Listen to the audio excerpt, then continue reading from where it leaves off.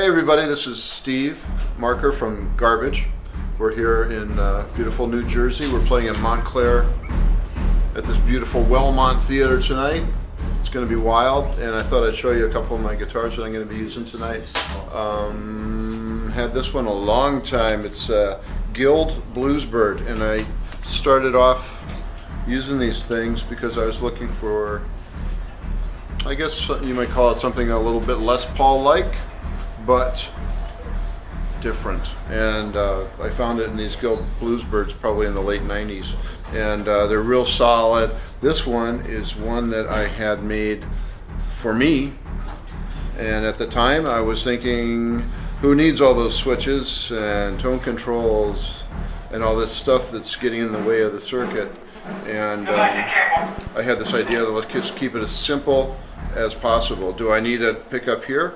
No, I don't ever use it really. So I had to make this with just the one pickup, one volume control. So in theory, there's less in the way of the signal path. Now, I have to be honest, I have no idea if that's true, but I do love the guitar and it turned out great. And they did this black sparkle finish. I think they only made a few of these. I've got most of them, and I think they sold maybe 2 of them like this. And sadly, Guild doesn't make electric guitars anymore. They're just doing acoustics now, and that kind of bums me out. Maybe after they see this incredible interview, they'll rethink their position and start making guitars again, because they made some really cool stuff over the years.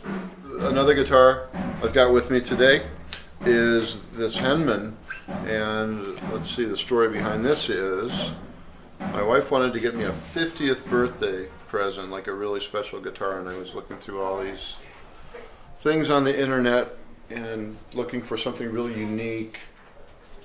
And I found it in this Henman, and this isn't it.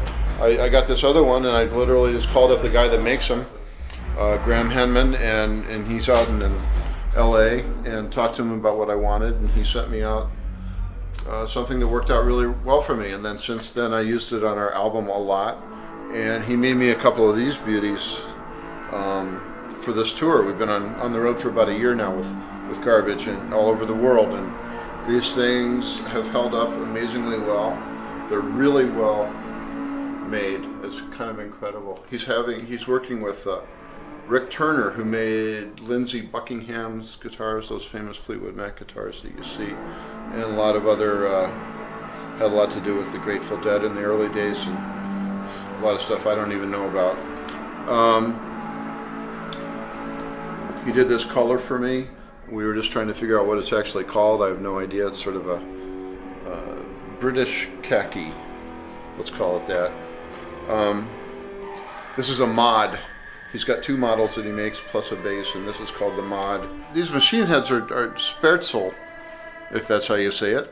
Spertzel, I believe. And amazing, you know, I haven't had a guitar that has had them before, and makes it much easier on the guy that has to change the strings every night.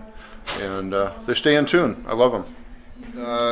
It's got a great bypasses all the circuitry if you pull that out, and this takes it down to a single coil in both of the pickups, and very simple, but it's built like a tank, and it's, you know, served me well, so I've been really happy with it. So that's what that is. If you see a picture of this somewhere, it's called a Henman, and you know, they're online obviously. So that, and got a bunch of other guitars, but that's all the time we have for today. So thanks a lot.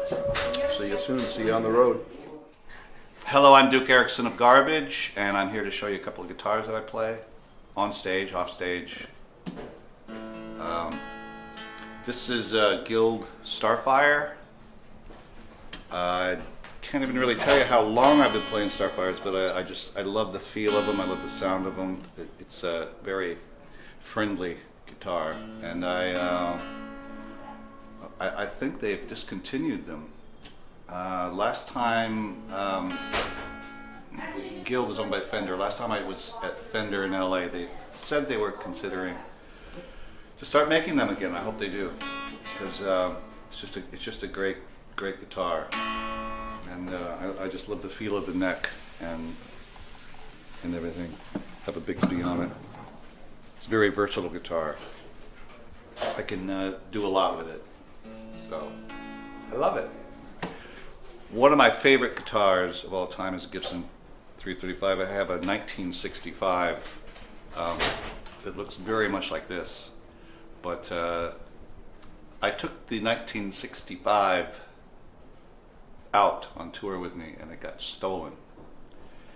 2 years later, it was my birthday, and my guitar tech said, "Come upstairs, I have something." And I opened the guitar case, and it was my stolen 1965 Gibson.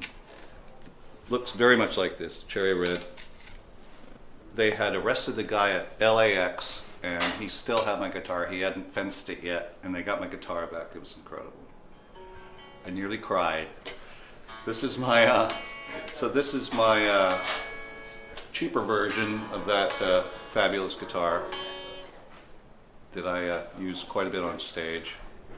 Not as much as the Starfire, but it's a wonderful guitar. This too feels great, sounds great. Very, very friendly guitar. Hi, I'm Butch from Garbage, and you are here on stage with me, and I'm going to give you a quick rundown of my drum kit and the rig that I play with Garbage live. This is my drum workshop kit. I've been playing drum workshop for 17 years on stage with Garbage, and I absolutely love the drums. I'm playing a slightly different modified kit this time. The toms are shallower because I wanted to get them closer to the kick drum, as well as you can see what I play with the acoustic drums is I play 4 D drum pads that trigger samples, effects, loops, any various number of things depending on what the song is. And I've been doing that since the end of the first tour that we did back in 1996. So I've been playing drum workshop and using the trigger system for quite a while, and it's so far, fingers crossed, it's working pretty good. I play Zildjian cymbals live, and I also use Zildjian cymbals and drum workshop in the studio, and I've been using a combination of those as an acoustic kit for 17, almost 18 years now, and I love the way they sound. When I play live with Garbage, I always play an acoustic kit, and the drum workshop live drums trigger pads, pickups that go to the pads and the D drum brain. I have been using a D drum 3 brain now since 1996, and I think we actually bought, I want to say like 6 of these because they don't make them anymore, and to me they're still the fastest trigger out there. So when I'm playing the acoustic kit, our front of house guy usually mixes probably 60% of the acoustic kit in the mix and probably 40% samples. When I scroll onto a song here and say turn on push it, it presets all of the samples. So when I hit the acoustic drums and when I hit the pads, it either triggers acoustic blended with sampled sound or loops and sound effects that come from the other pads. In Garbage, we use a lot of sequencers and loops and sound effects live, and on this tour for the first time we've been using the Launchpad by Ableton, which, as you can see, I have presets for all of the different songs, and not only does it change the presets on my samples in the drum kit, it now also changes all the presets on the guitars and keyboards on stage and our headphone mixes. So I sort of am running all of the different sounds anytime I hit, say, Super Vixen or Queer or Vow or Hammering in My Head or Milk, whatever the song is. It changes everything on my kit and changes everything on the stage, and it's lightning fast. It's also allowed us, because we're using Ableton Live, to change the songs live. Like, we can speed them up, change the effects that we're using. It's been a great, much more free and adaptable system than we've had in the past. And when we started very early on, we used samplers, and I think even on the first tour we probably used ADATs. But I'm telling you, using Live and the Launchpad hooked up with the drum workshop kit and the D drum pads with triggers makes sense to Garbage. I mean, it works because for me, we're able to get the spontaneity of a live performance, but we're also to sort of recapture the sound of our albums.